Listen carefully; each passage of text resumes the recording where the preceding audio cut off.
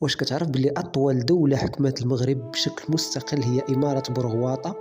300 عام ديال الغموض، قرآن أمازيغي ونظام سياسي دوخ بزاف ديال المؤرخين.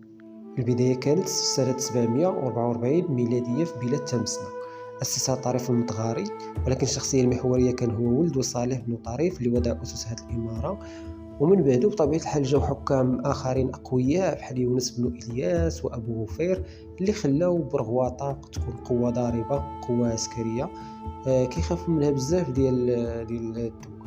بورغواطة ماشي غير مجرد معتقدات دينية غريبة بحال القرآن فيه 80 سورة بلسان أمازيغي، هي كانت دولة اقتصادية بامتياز، سيطروا على بزاف ديال الأراضي الخصبة بالمغرب، بناو تحصينات عسكرية قوية وقدروا يفرضوا استقلال تام على الخلافة في المشرق وعلى جيرانهم كذلك الأندلس. هنا كيجي التحليل الذكي ديال المؤرخ عبد الله العروي كيقول بلي الدين البرغواطي كان هو مجرد أداة سياسية، الهدف منها كان هو القطيعة تابع مع التباين المشرق.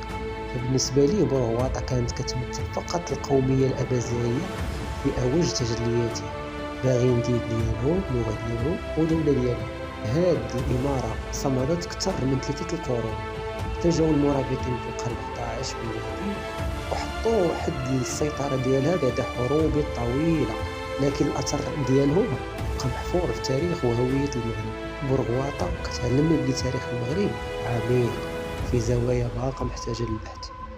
دونك انت كمشاهد، واش بالنسبة ليك بورغواطة كانت حركة تحررية؟ ما تنساش تشاركنا الرأي ديالك في التعاليق. شكرا.